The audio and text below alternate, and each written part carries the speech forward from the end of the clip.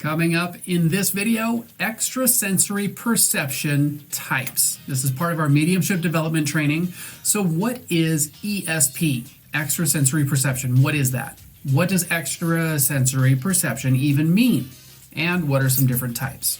In this video, we're going to go into the meaning and definition with some examples. And if you have any questions as we go relating to the topic of this video, drop them in the comments. Drop them in the comments. We do have an offer at the end to take your metaphysical business from basic to bodacious, but only if it works for you. For those of you that are just getting to know us, I'm Heather. And I'm David. From ZenRoseGarden.com. I'm going to get a little nerdy today, just to let you know. Gonna get nerdy. Russell Targ is a physicist that worked for the CIA for about 23 years, I think. I kind of don't have that exact number. With a team of physicists who trained abilities of psi, which is basically the study of psychic abilities. PSI. And side note, I see what I did there. Psi, side note. That's anyway, cute. It is also the 23rd letter of the Greek alphabet. But in order to solve cases, they studied psi as kind of they developed the abilities to kind of a high level, and they had an incredibly high rate of success. These were not psychics, okay? Right. These were physicists. I know it's spelled similar, but they're different.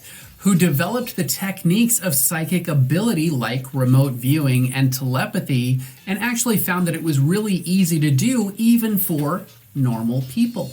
So when we see people repeat stuff other people said, like when I'm watching YouTube videos about people that are on both extremes of is it real, I'm like, you do some research. I see people trying to be sciencey, like very sciencey, like there's no studies, but there is a lot of evidence and studies that physicists have done and parapsychologists that is out there. And so I see kind of a lot of these people on the YouTubes going, but there's no evidence. But just the believers are all woojy fairy people without ever actually using the scientific method themselves. I have to roll my eyes at that because when I was a kid in the 1970s, my parents would drop me off at the library, which was my favorite place. And I would grab every book that I could about what the heck was going on with these extrasensory things I was experiencing. My dad understood it. He was also a scientist and he worked for NASA. Right. So not a woojy mystical guy, but very mystical at the same time. So I find that the books on this shelf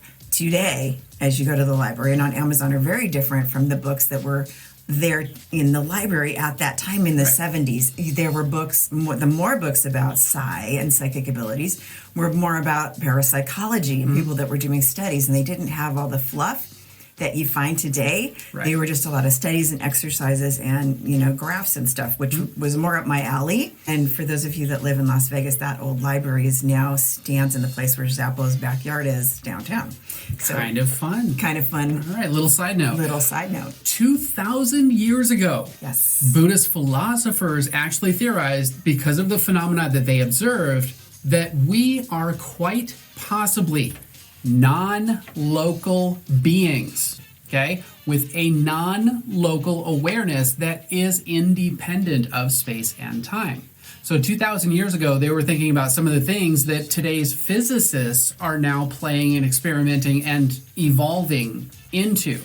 And this is what I'm talking about when I see people going to the extreme of it's all fake, because people have been studying this stuff for like thousands legitimate people. Legitimate not people. Not fake people. Not just your bookstore psychic, right? So not that there's nothing wrong with that, but I'm just saying you can't base all the research on just the people that, anyway, expand your mind is what I'm telling you. I heard CIA researcher physicist Russell Targ say recently that what was considered parapsychology yesterday, as in the time I was at the library in the 1970s looking up books, are things that physicists are now studying today. And some ESP types are remote viewing, psychometry, precognition, basically any of the psychic senses that you're aware of or that you may have heard about or Googled, including telepathy. And we're going to get into some of these more deep today. They had to bring a control subject in for a while, and so they got their friend who was an artist that came in, and they were like, we need a control subject, so they would give her,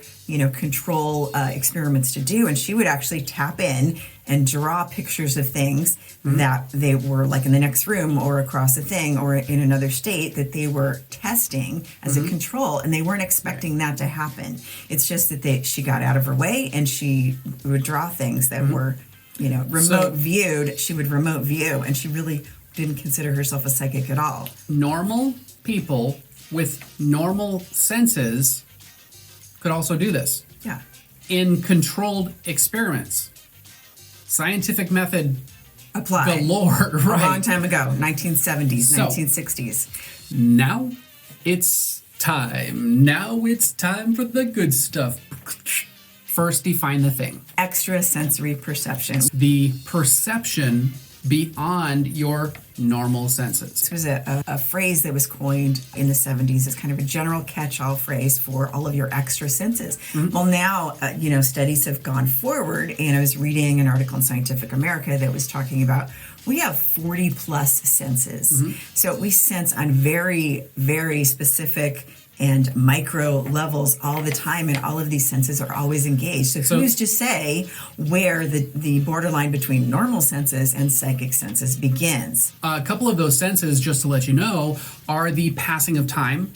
You've also got senses that can tell elevation and speed that you're going. Those are in addition to our normal 5 senses. Let's talk about telepathy a little bit, because I want to kind of get down, because that's kind of the one we think of as very basic, right? So telepathy at its simplest explanation is mind-to-mind communication, either between two living beings or a living being and a spirit. Non-living being. If you want to go into mediumship, it would be that, right? Right, but parapsychologists have theorized that communication may not always be, strictly speaking, telepathy. And really, by the time the signal gets to the brain in the form of telepathy, it is for the most part impossible to know, and doesn't really matter, right? As long as the answer is the answer. One of the theories is that you're picking it up in different senses, maybe through psychometry or some other sense, and by the time it gets to your brain, it might appear like telepathy when actually it's some other sense. But does it matter if the information you're getting is what you need? So information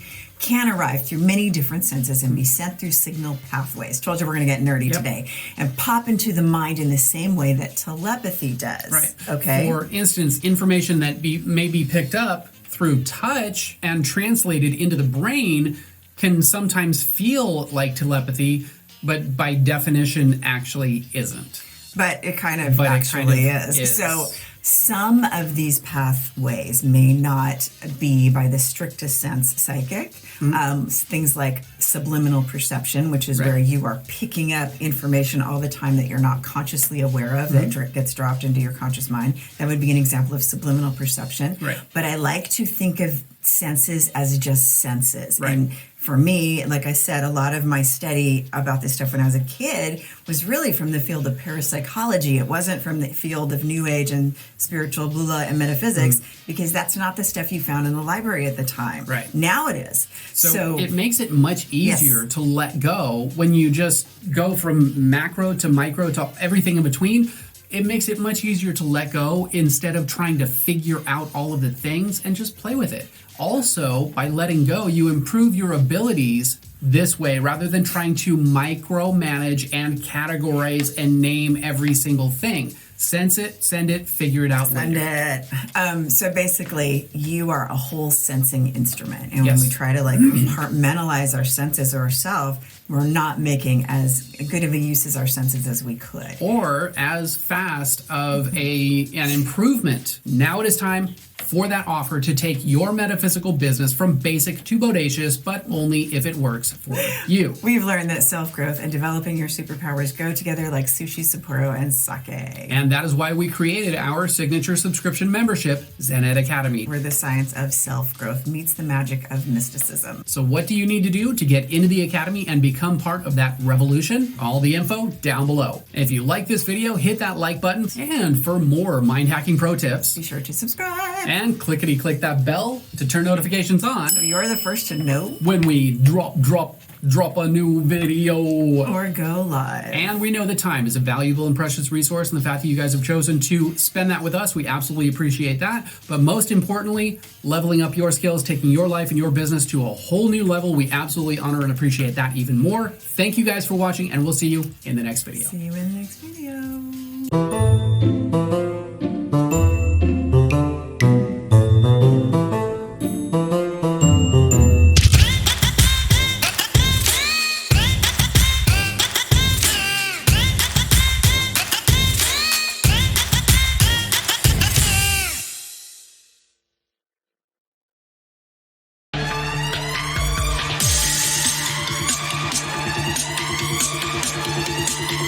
Bye.